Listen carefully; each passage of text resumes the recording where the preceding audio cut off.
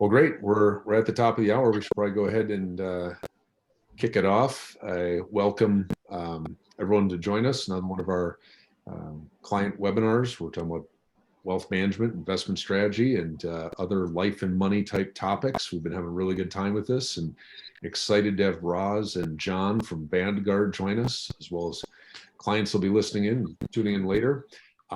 Vanguard is a company that has to be one of the most familiar names in the business, and long reputation as a real champion of the individual investor. And I think we'll talk about some of those unique points in a moment or two, but very excited to have Roz and John here. They are some of the analysts and executives who work directly with us in our connection when we're working with Vanguard. But by way of disclosure, it's important to point out, our compliance team always wants us to, that there is no connection. We're not agents or representatives or owned or employees of Vanguard, and their opinions and ideas are independent, and vice versa. Vanguard is not employed by us or represented in any way. So we're here just by mutual association. Also, we will be talking about the markets and the economy and investment ideas, but want to make very clear that nothing that we talk about here is intended to be direct, personal, individualized advice. It's general commentary.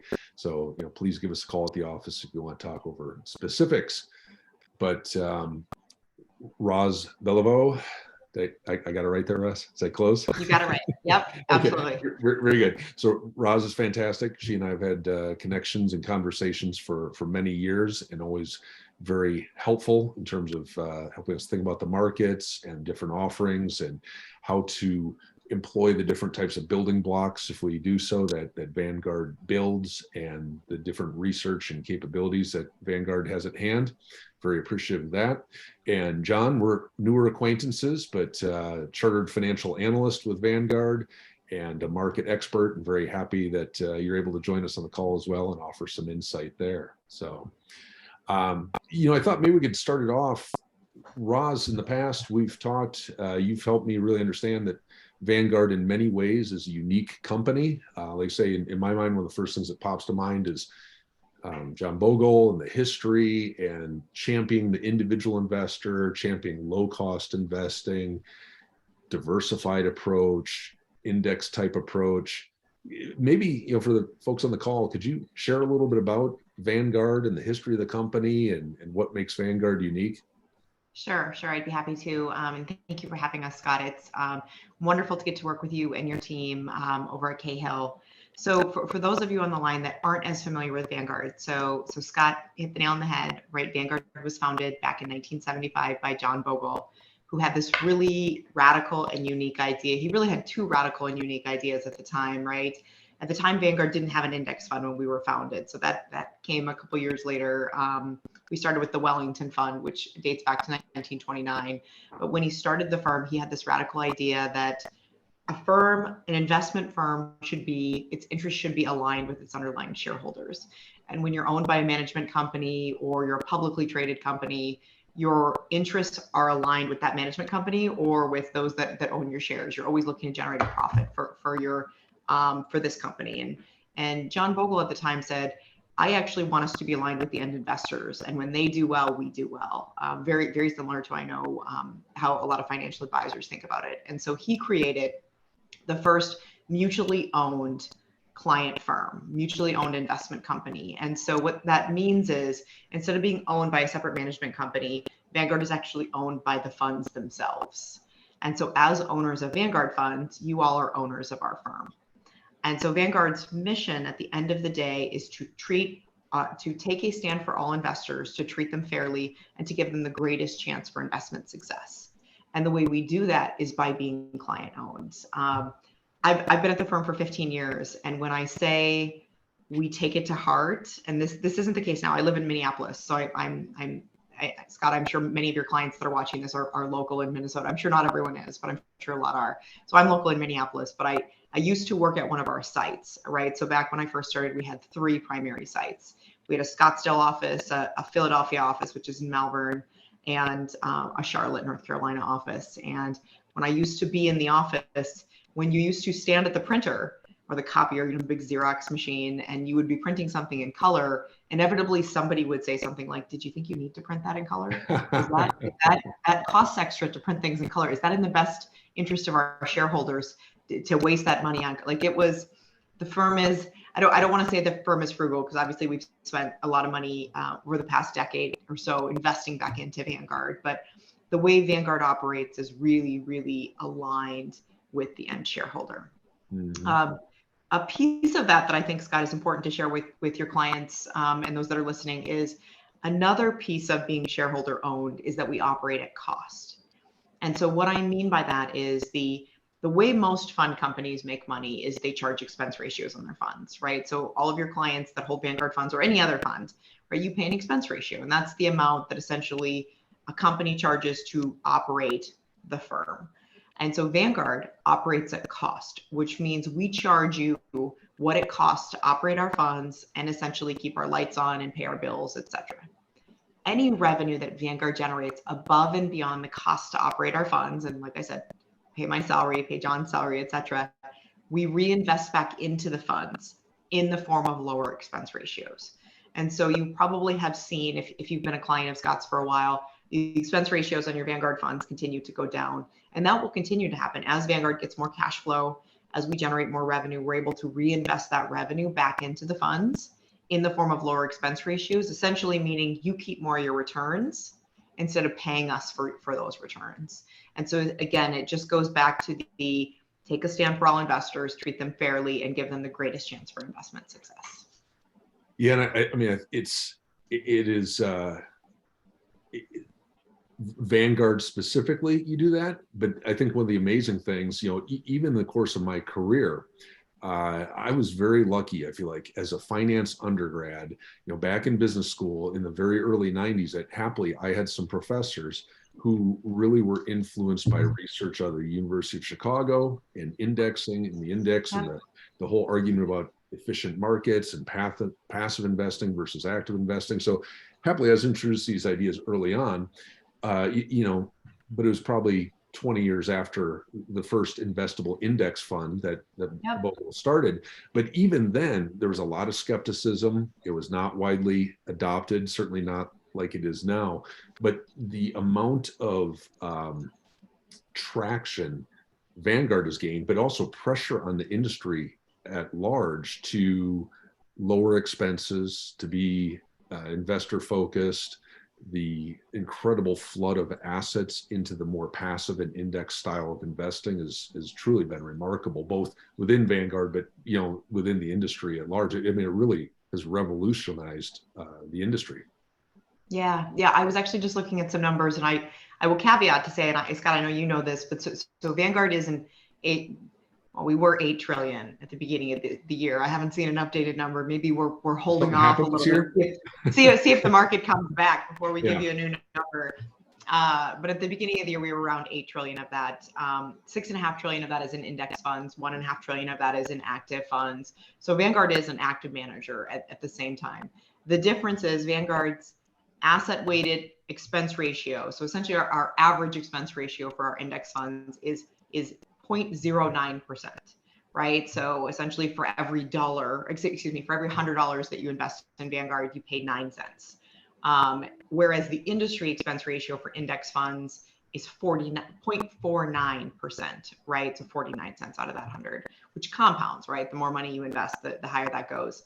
I was looking at some numbers recently that said Vanguard's average expense ratio for our active funds is actually 0.19%. So our active funds are still lower cost than the industry. And that's actually the same expense ratio that a lot of other fund companies charge on their passive funds, on their index funds. So Vanguard believes and operates at cost in this low cost fashion, both active and passive. But you're right. When you look at active versus passive, the cash flows over the last 20 years have just been exponentially going into index funds. And it's for a variety of reasons, right? The first and foremost is cost, right? People are voting their dollars. People aren't voting with their feet, they're voting with their dollars, right? More and more assets are going into lower cost investments because, again, instead of paying a management company, people want to keep more of their returns. The second piece is it's really hard to beat an index. And you mentioned John, my partner here, has his charter financial analyst, so it's called the CFA designation for shorthand. It's an incredibly hard and rigorous exam to get, right? John has to study for 3 years and take 3 separate exams, which have extremely low pass rates. John, what was the pass rate, do you know, for the one you just passed? I think it was around 45%.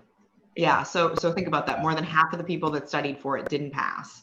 And that's level 3. Most of those people already have an MBA or a finance degree and are working in the field. This is not like general population. These are exactly. You can't just take it, right? Yeah. You have to. He's already done 2 years of tests, which much lower pass rates than the other exams, the other levels, because those kind of weed you out. When you get to level 3, we expect more people to pass. But I share that to say more and more people, especially in the investment world, 25 years ago, you had very few really bright, intelligent investment managers who could pick the right stocks. Well, now you have, even though it's a very low pass rate, you have more and more people that are getting their CFAs, that are moving into the alternatives world, the hedge funds world, et cetera. And so what it's called is the paradox of skill, right? When you have so many more bright, intelligent people focusing on trying to find the right stocks to pick, the ability to do so wanes, right? Because it's so much harder to do when you're in a pool of really, really intelligent people than when you're one of the smartest in the group. And so since then, when I look back just on a 1-year basis, 85% of active funds in the large cap space didn't beat the S&P 500. 85%.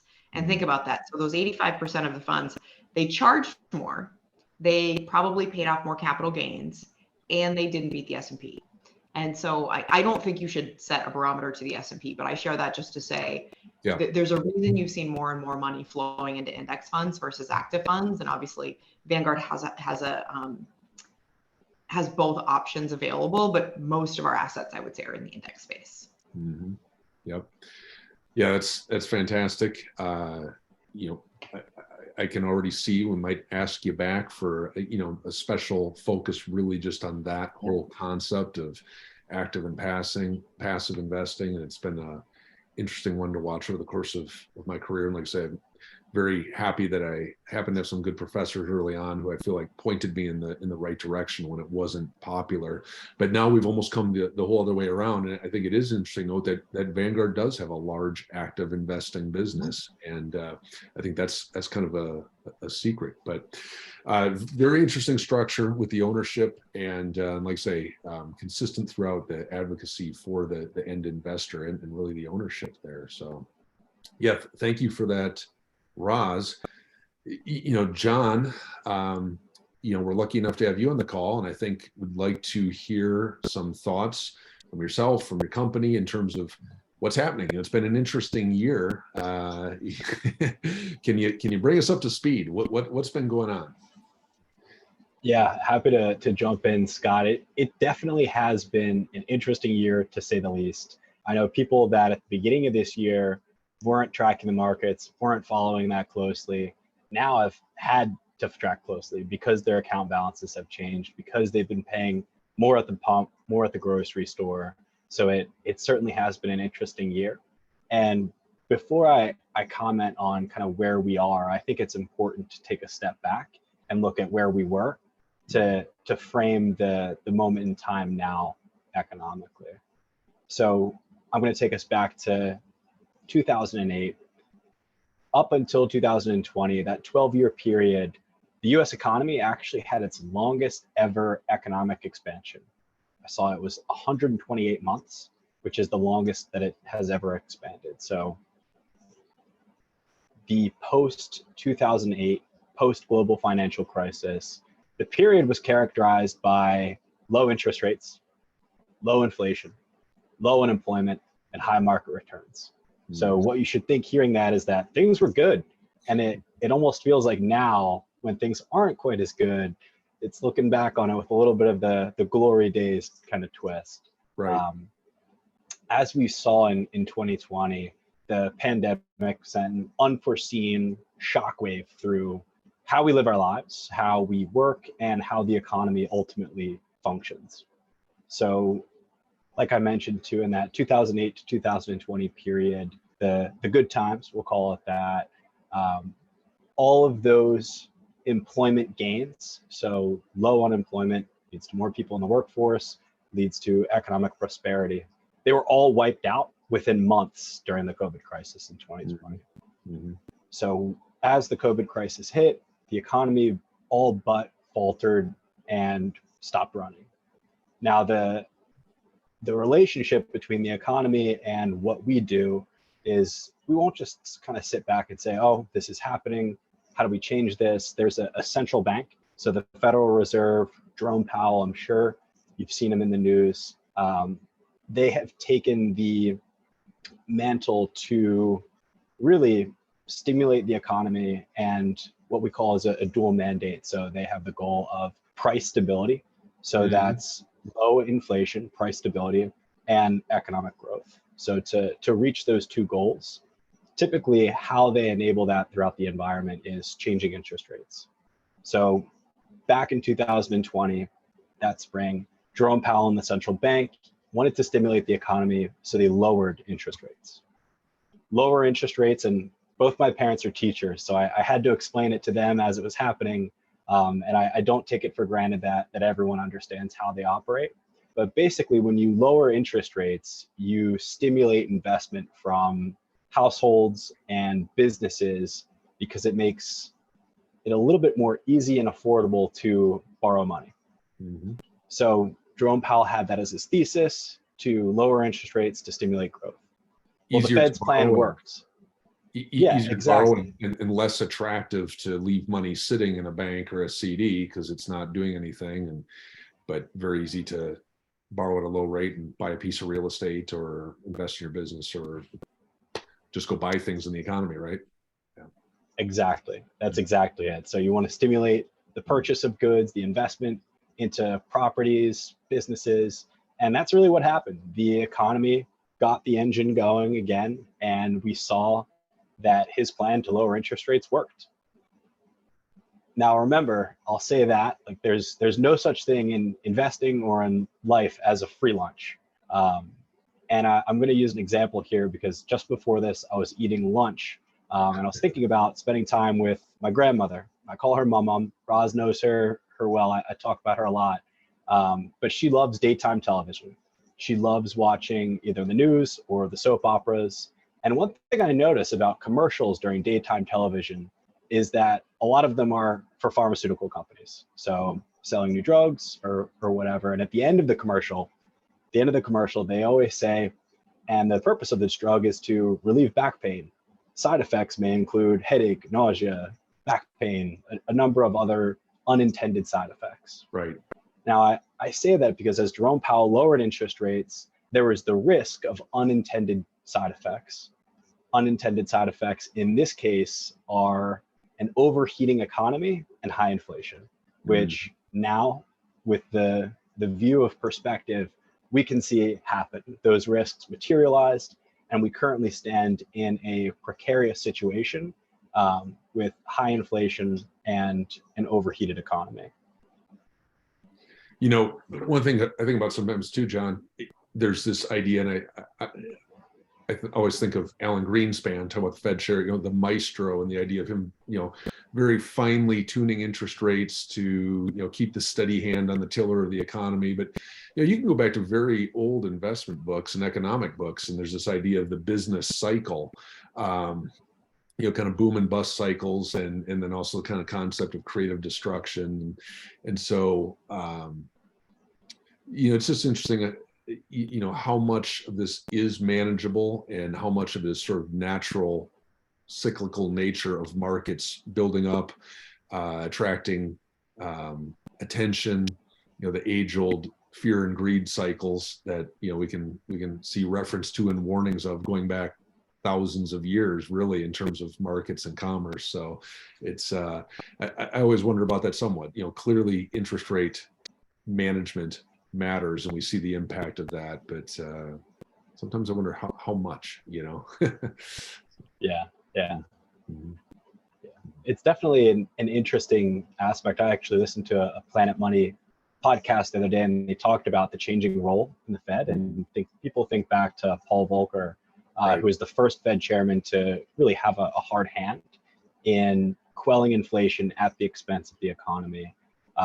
Certainly the Fed has evolved over time, but when I think about where we are now in terms of like economic financial conditions and where we want to go, the power and the direction sits within the Fed and their decisions. So it's interesting to see how closely everyone follows what their posturing is, whether or not something is phrased a certain way at a press conference, to determine whether or not the Fed will be more dovish, so kind to the markets, or hawkish, which is more aggressive in taming inflation. Well, on that, I think there's a lot of discussion at this point. Paul Volcker, I think, is maybe a great reference point. The idea that we had inflation skyrocketing in the late 70s, 1980, 1981. Paul Volcker came in with the idea and the strong hand of saying, we're going to let interest rates climb, the opposite of what you're talking about, to hammer the brakes on the economy, to make it very expensive to go out and borrow money, and to make it much more attractive to buy a certificate of deposit that pays 12, 15% or whatever you could get. You hear these crazy stories of money market funds paying 15% in that era. And it worked. It slowed the economy, right? And it broke the back of inflation, is the famous saying. And it also put us into a short recession. And it seems like that's where we're at now. And that is, you talk about the Fed and that dual mandate. They seem to be sort of trying to walk the line between controlling inflation and not letting this get out of control, and making sure that it's tamped down and not lifting the foot off the neck of inflation too soon, and steering us into a recession. And I guess it's just Friday, Powell made comments to that effect, and they're going to, likely raise interest rates again, seem to be the indication to really try and keep keep the brakes on inflation. But then there's this risk of recession. Are we in a recession? How bad will it be? What are your thoughts? What are you seeing in terms of both, inflation and recession, as we look forward? We talked a bit about what we've come through. Yeah, definitely. Inflation and recession. I actually, as I think about it, it's probably what I talk about the most at work every day. And I'd love to see that Google chart of like the spikes in how often people Google certain words. Oh, yeah. I would have no doubt that both inflation and recession would have a large increase. Yes. I'll be happy to tackle inflation first and kind of our thoughts and some experiences there. So as we all know, inflation is nothing new to us at this point. And I'll start out with a quick personal story here. So Scott, I actually saw on LinkedIn that you drive a Toyota with a lot of miles on it. Yep. I do as well. I drive a 2008 Toyota Camry. I've driven it for about 9 years. And all throughout that time of driving it, it would cost around $35 to $45 to fill it up. In June, I paid $80. And I almost had to look twice at it. I'm sure everyone listening has experienced a similar situation here. And my point is that inflation hurts. And I don't come bearing news of, hey, inflation's going to go away, everything's going to be fine tomorrow. It's going to take time, and it may take a little bit of uncomfort. What we expect for the rest of the year in terms of inflation is headline inflation. So that includes energy, gas prices, along with the rest of the basket of goods, to remain elevated at around 7% through year end.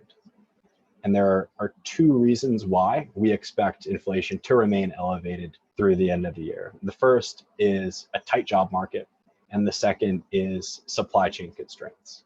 So thinking about a tight job market, again, it's very competitive right now. There was a statistic at the beginning of the year that said for every 2 open jobs, there's 1 applicant.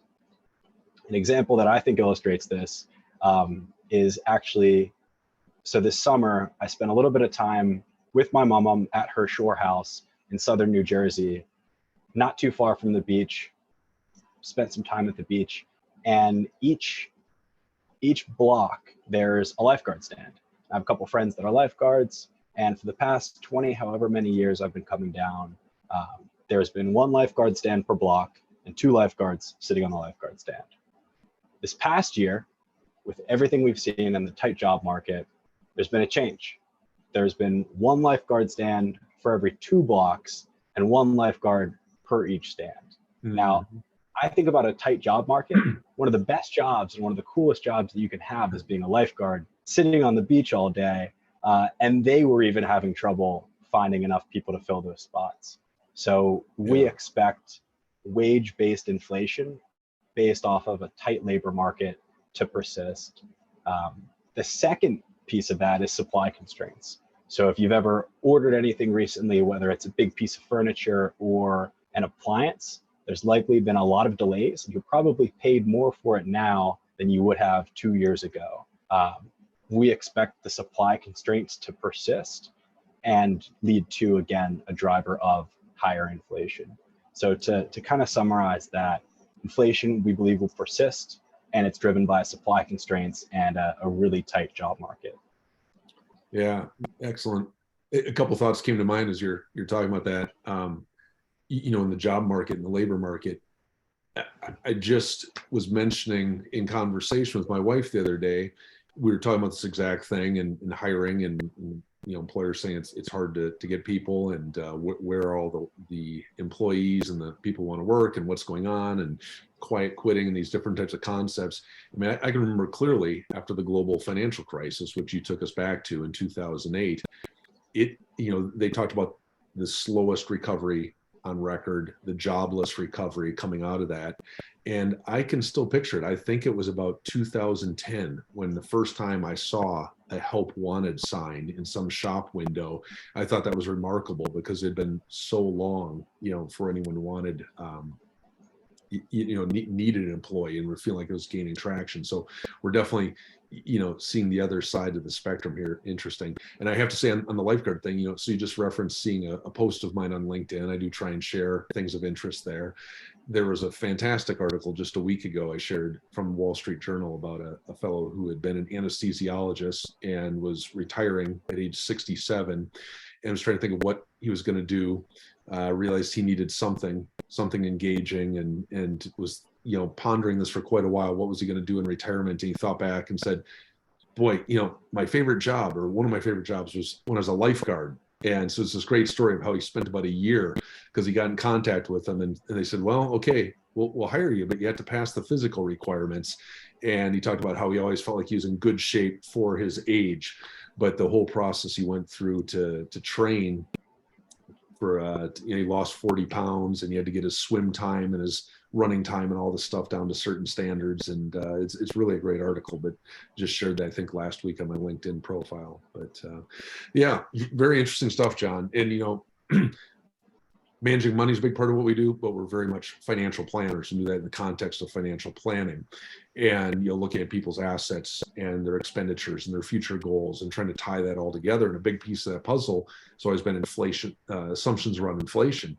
And for a long time, we talked about what we're building in for inflation assumptions, and people just kind of smile and nod their heads because inflation was almost nothing for about 10 years, right? I mean, we're really almost flatlined, but we'd model shocks in terms of inflation. So there again, for people listening, when we've gone through those scenarios, we have contemplated these types of events. We're looked at historical situations like the 70s, like other periods where we've had high inflation. And so it is something that we think about not only in the portfolio design, but also in the planning. So, well, what about the other side here?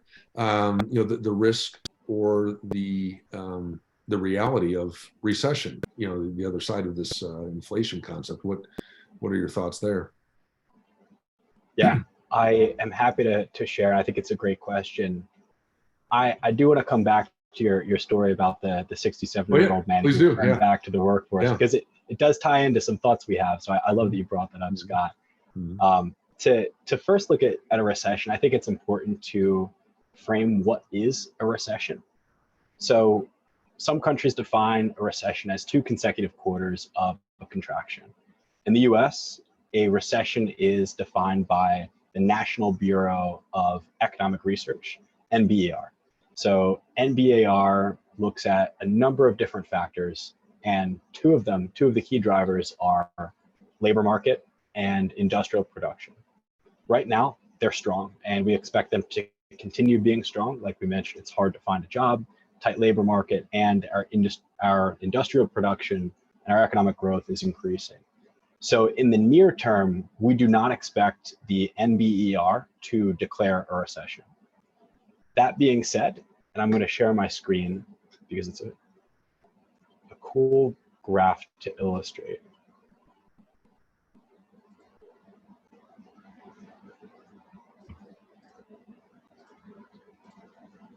And forgive me, I'm not the best with Zoom. Can you guys see my screen now? Not, well, we see you still. Let's see. Still see me. There we go. Looks like it's. Okay. Yep. Here we go. So here's a visual of our expected chances of a recession in the future. So I'll share and say what's being shared. So over the next 12 months, we estimate about a 25% chance of a recession. And then over the next 24 months, so the next 2 years, we estimate a 65% chance of a recession. So a lot of people see this and they get a little skittish. They go, oh my gosh, a recession, it seems like a pretty high probability. I wouldn't want to take that chance, even if there's only a 25% chance in the next 12 years, excuse me, next 12 months.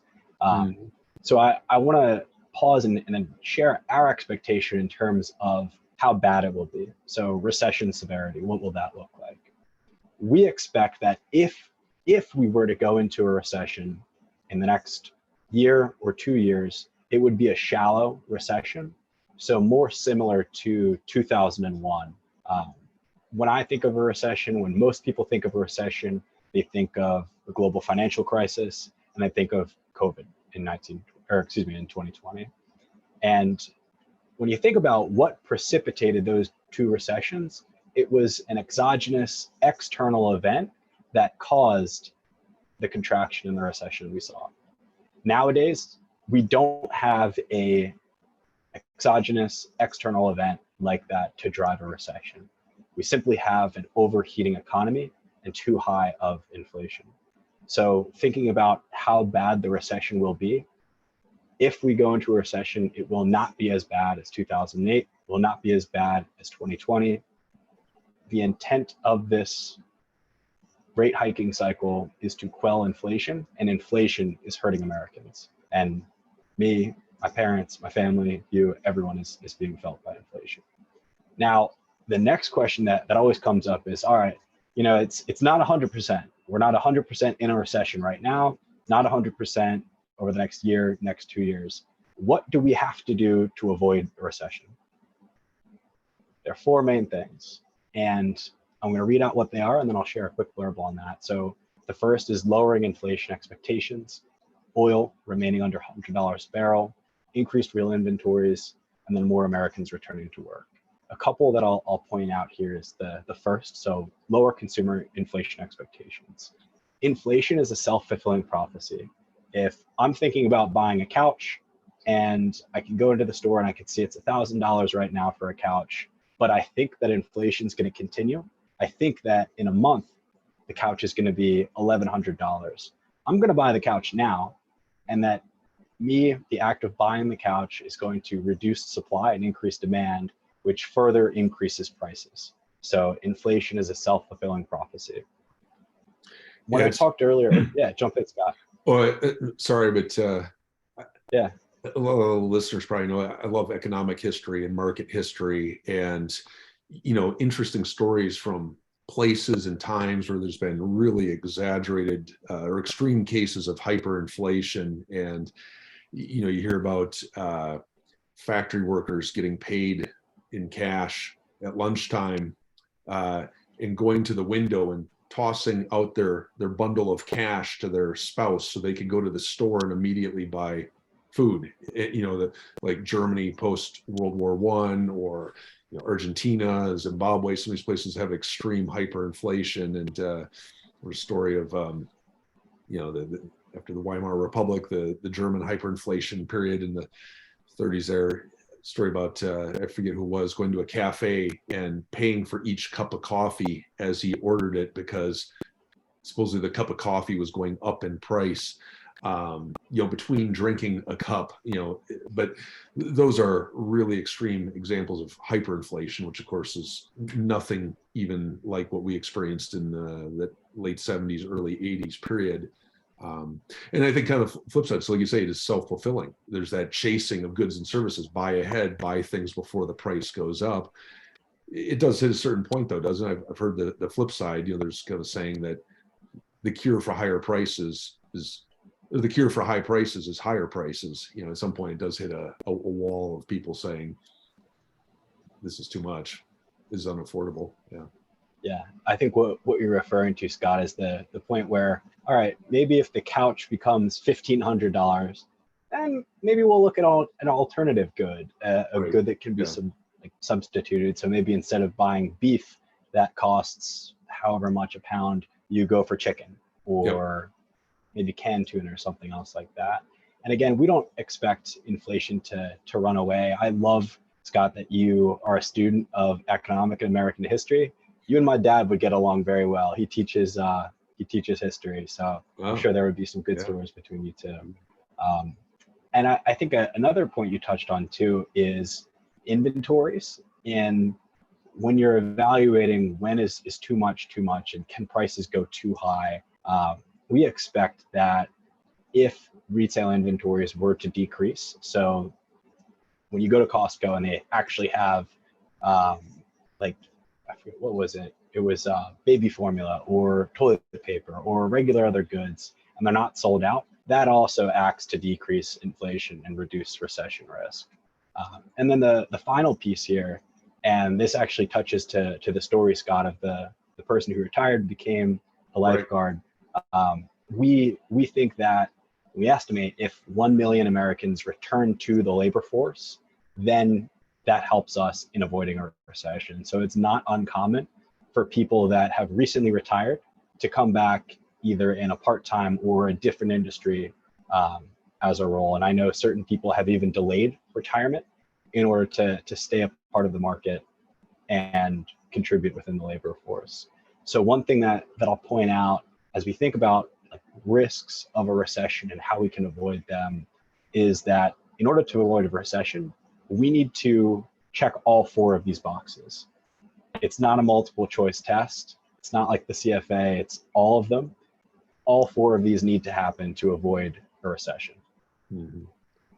Yeah, and it's interesting. I mean, 1 million. So what is the population of the US? 300 million, give or take, something like that. So, well less than 1%. Now, I'm not sure how many of those people are employment age, but like you say, older Americans returning. The inventories, we're seeing headlines of some retailers, how quickly it shifted from supply chain issues and shortages to now some of the major retailers, as a senior buyer from a company here in the cities, they're having excess inventories and inflation, seeing some headlines about the rate possibly slowing. So very interesting. Let's hope we can check those boxes, or at least it's a mild one. Yeah. Yeah. And I think one thing I'll add to that, Scott, is there's a lot of uncertainty as we approach the economy and the markets. I think, and I actually had the thought this morning as I was riding my bike to the gym. Usually it's really clear, can see blocks ahead. It's a great bike ride, but today it was really foggy and I couldn't see a block ahead of me. It was foggy. I was just kind of going. I feel like that's kind of where we are now in terms of our economic state, where the markets could go, is there's a lot of uncertainty. It's opaque. And I think we're going to have to expect volatility going forward based off of that uncertainty. And there's another old saying that the markets hate uncertainty. That's kind of these truisms that when investors feel that the future is unclear, we like to stay invested. We like to stay disciplined. We think it's very, very tough game. Roz talked about difficult to outperform the market as a whole. I think it's very, very difficult, even more so to try and time the ins and outs as opposed to sticking with a good game plan. But a lot of other folks, there's a lot of trading that happens when there's uncertainty, the feeling that they don't want to stay in. Kind of to that tune, is there any particular areas of the market that you're seeing that look more attractive, more reasonably valued, more of a valuation buy, or ones that are more risky. I think that's been one of the very interesting stories for me for the first half of 2022 is, the great disparity in terms of, you see the headlines, you hear what's happening in the news, losses. It wasn't, we've been telling the story for quite a while, a few years now, of really looking and seeing two different markets, say within the S&P 500, growth stocks, meme stocks, FANG stocks that were getting so much attention, valuations getting pushed way up and a lot of dollars chasing those, versus the more sort of traditional value oriented type companies, what a chartered financial analyst might consider a value company, and looking at that share price where it's being traded at being more justified by the book value and the earnings per share and the profits of the company. And it was really a dramatic difference in terms of what happened so far year to date. What are you seeing now? Yeah, and it's a great question. And I think when I reflect on our conversation and a lot of the conversations we have, it's not the most positive and uplifting story that I've been sharing.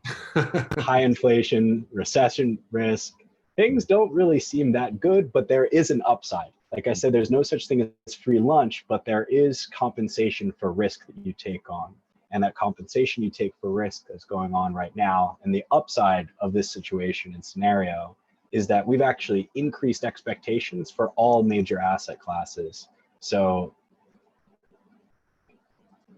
I'll share my screen here because I think it's a cool visual to show the differences across the global market. So US foreign equities, US foreign bonds, and the yellow bar is our expectations coming into this year. So in January and December, where we thought 10-year returns would annualize.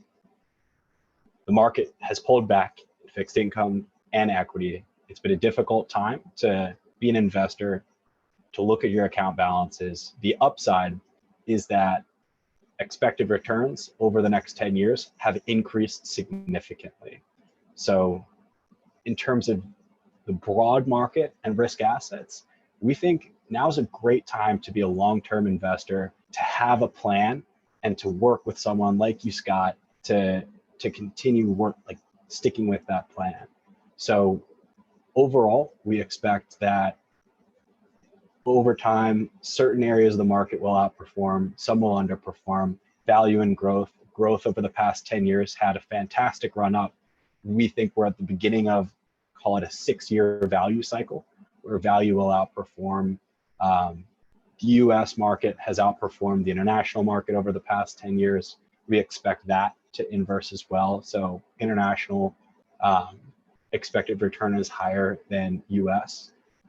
That being said, at Vanguard, as Roz mentioned, we are long-term investors, and we are careful about a couple of things. And one of that is maintaining the plan and the approach and sticking to that plan, which is why it brings me and Roz so much pleasure to work with people like Scott that are meticulous, thoughtful, and have your best interests at heart when creating that financial plan and creating your asset allocation, so that when times like this happen, when we have that doom and gloom conversation about inflation, recession risk, that you can listen and you can become educated, but you don't feel like you're not on the right path, because working with Scott, working with your advisor, you're on the right path. Well, thank you. Appreciate those comments. I almost feel bad doing this, John, but I'm going to do it. I'm going to try and pin you down now after you said all those nice things about me. So you've said a couple times, there's no such thing as a free lunch, the famous economist saying. I like that one. But we just talked about the idea that international stocks have lagged for so long, and the difference between growth and value. And part of what we're talking about there is to be kind of careful of us using sort of pro-type language in the way we think about markets, but we do tend to slice and dice the markets in these different types of categories. And one of the reasons that we do this is, it's very intuitive when you talk about investing to think about what type of return you might get, the expected return. And then hopefully people are thinking, well, what risk might be involved? And often what we're really looking at is what type of volatility. So risk, return, and volatility. But there's a third key point there that we try and build into our portfolio structure when we're designing portfolios, and that is the diversification impact. Looking at not just the hot growth stocks, but value-oriented stocks, and not just U.S. stocks which outperform, but international stocks. And so here's my question. This is where I'm going to try and challenge you. Is the diversification effect of a free lunch? Yeah, In that, it's a great, over a long haul, you get similar or maybe even better returns, depending what time period you're looking at, with lower volatility by having a well-diversified portfolio. Is that kind of a free benefit to an investor, or is it not? I love that. I love that question, Scott. And I appreciate you challenging me. I think we actually have been through an interesting point where a lot of people would say that the benefits of diversification, the benefits of holding bonds in addition to fixed income, like a 60-40 portfolio, or diversifying international, diversifying between value and growth in different types of sectors in the market, that they would say that the value of that diversification has decreased based off of the past 6 months, where we saw equities and fixed income both post negative returns.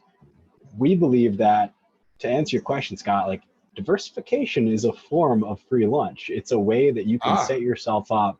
So maybe the economist in me is saying, I don't know about that, but the investor and the market participant is saying, if you diversify properly and you get exposure across what's doing well right now, what's not doing well right now, and you have an asset allocation and you stick to investing principles like goals, balance, cost, discipline, you can take advantage of reduced volatility, so less risk in the portfolio, and increased returns. And that's a function of the negative and low correlation between different asset classes and different sub-asset classes.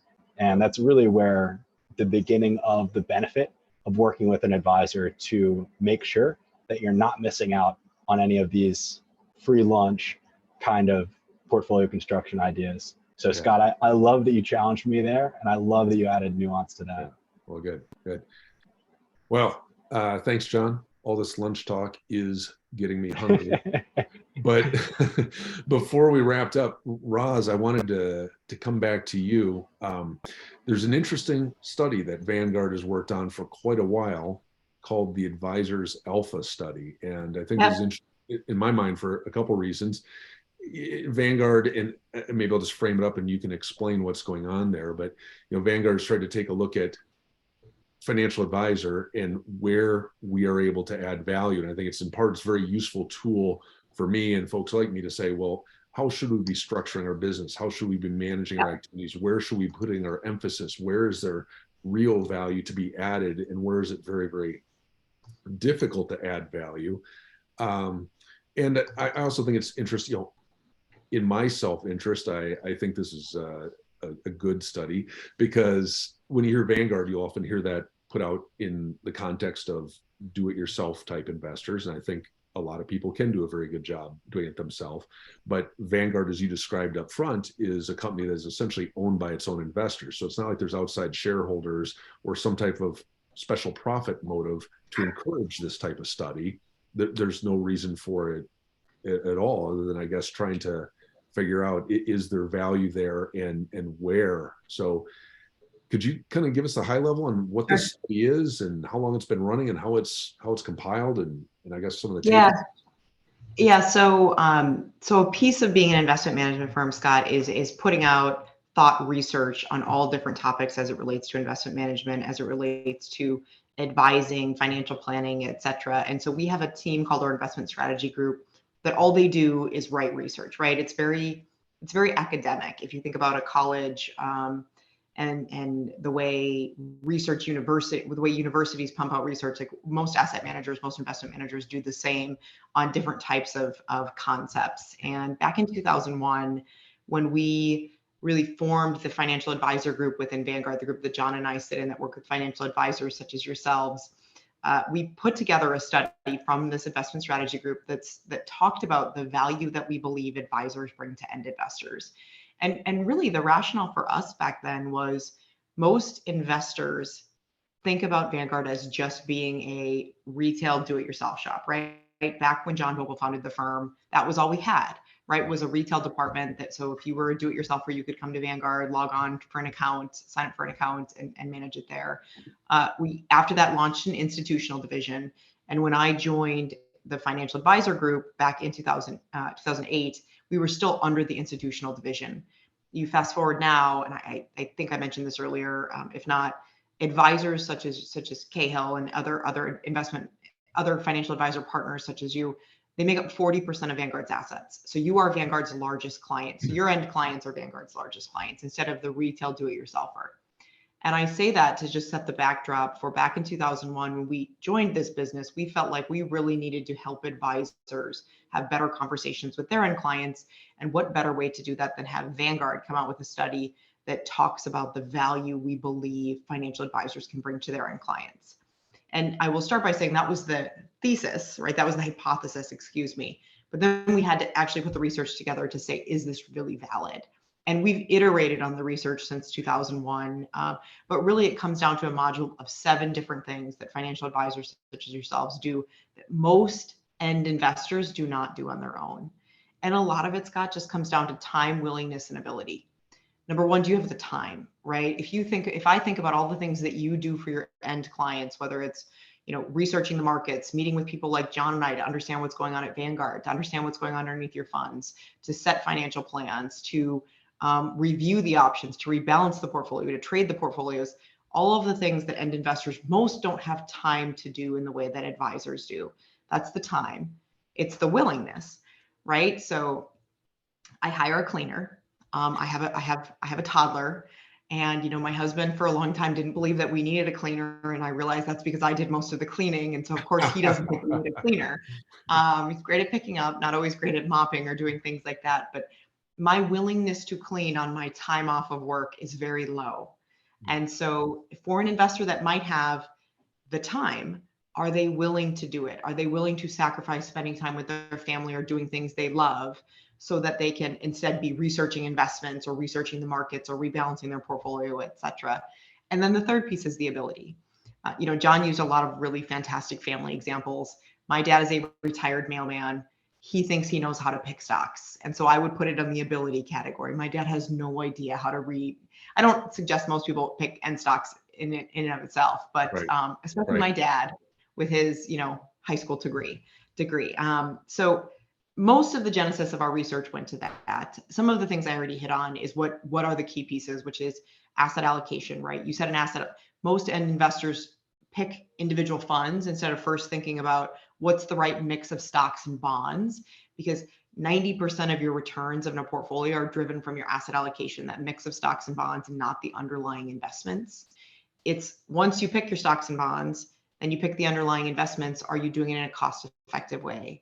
Are you placing them in the right accounts, right? So are you putting funds that pay out a lot of capital gains in your qualified or your tax-deferred accounts?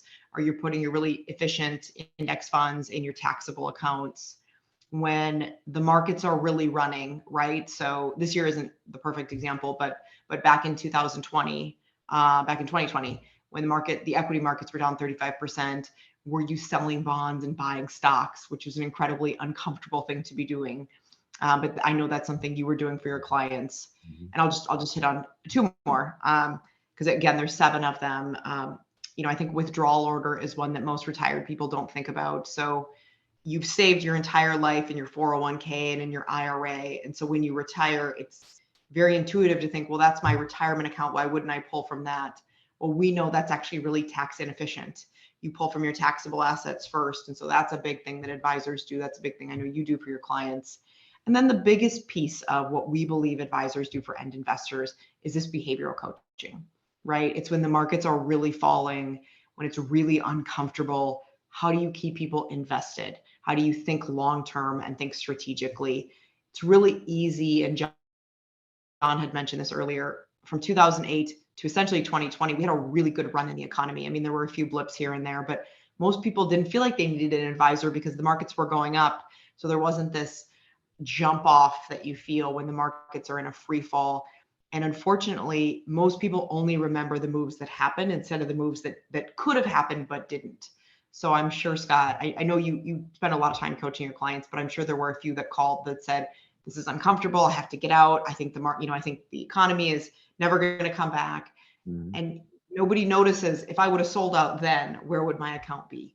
Right. So we only notice and we only keep track of the moves that actually happened. And so it's sometimes hard for end investors to understand the value because they don't see what could have happened had they made moves. I'll just end by saying, anybody who can see me can probably guess this. I'm 40.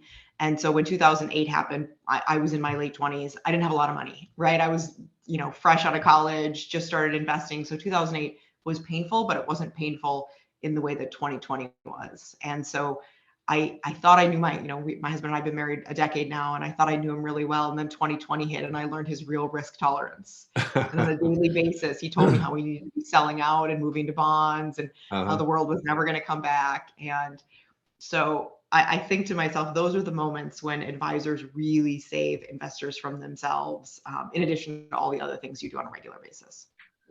Yeah, I think, I appreciate that, Roz. Sometimes I think about, there is the professional training, talking about the chartered Yep. financial analysts and degrees and designations. Yeah, that's the baseline, the technical knowledge. All right. And then I think there's experience. Have you been through 2002, 2000 to 2002? Have you been through 2008? Been through 2020? Living it, feeling it, knowing what it's like. But then, like you can see it in so many different fields. Sports, of course, is an obvious example. Having someone outside yourself with some knowledge and some experience, hopefully a lot, who you respect and are willing to listen to, can be tremendously valuable in many areas of your life. And I think that's a big part of it, just having that sounding board that's outside. The emotions are somewhat detached. And Warren Buffett, I don't recommend that many people try to mimic his investment style, but I think there's an incredible amount of wisdom that can be learned from his investment temperament and his sort of philosophy and his mindset towards money and investing. And he has a saying that investing is like dieting. It's simple, but it's not easy. And sometimes I think about that type of concept. Like, hey, most of us could probably be in great shape if John talked about going to the gym.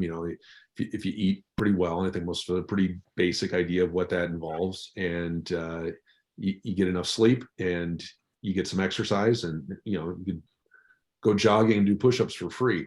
But not everyone gets there, okay, right? And oftentimes having the professional trainer or a structured program, some discipline, a process, back to your time, willing, and ability and willingness, Roz, it's a big part of it.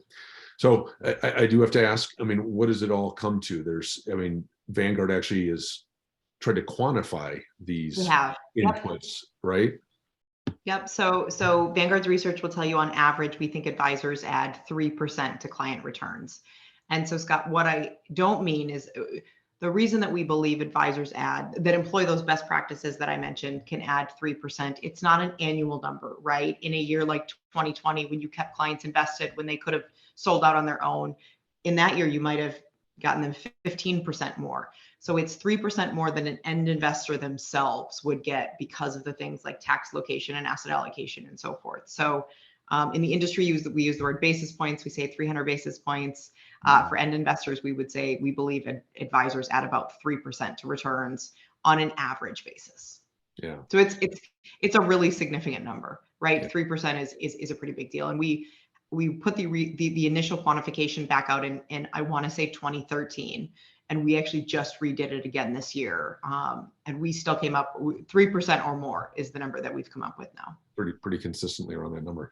Yep. So of course, as a career-long professional in this field, I love that study. I think it's fantastic. But I'm also skeptical of it. Even sitting in my seat, just think, boy, that, I don't know, that's a big number.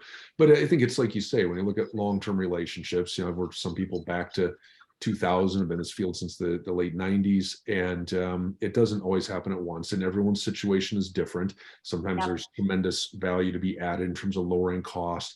The tax structuring is is just an incredible part of it that, you know, if you're not doing that on your own, or whoever you're working with is not doing that, it's really something to be looked at. And I like to say, you know, oftentimes we view portfolios like a tic-tac-toe board, you know, large companies, mid-size, small, growth value, that style box that Morningstar helped make popular.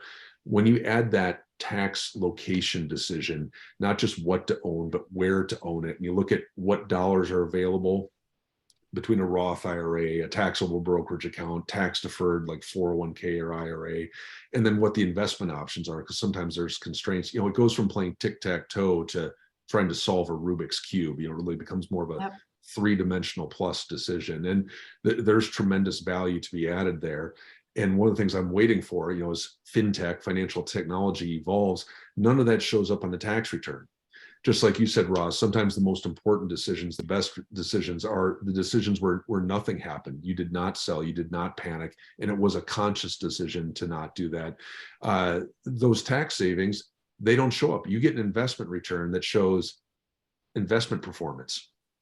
And you get a tax return over here that shows tax bill. What I'm waiting for is the linkage. I need to find a smart guy who can help me write this, where it actually shows, you know, the impact for each person of those, you know, the after tax versus raw returns that would have been realized. So, it's a big difference.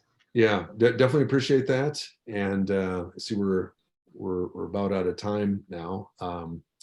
But this has been great. I really appreciate Roz and John, the two of you joining us, and appreciate the type of work and research that you do for us at Vanguard, and the consistent excellence in service and the offerings. And thanks for sharing the insight, John. I really appreciate the economic and market insight. And Roz, great talking with you as always. I also want to thank the team at the office for helping set this up and coordinate it. And I guess would say again is, anyone who's listening, you know, any specific questions as to how any of this relates to your individual portfolio or financial plan, please feel free to get in touch and we'll follow up. So thank you. Thanks for having us, Scott. All right. Thanks, take care. Scott. Take care. Bye.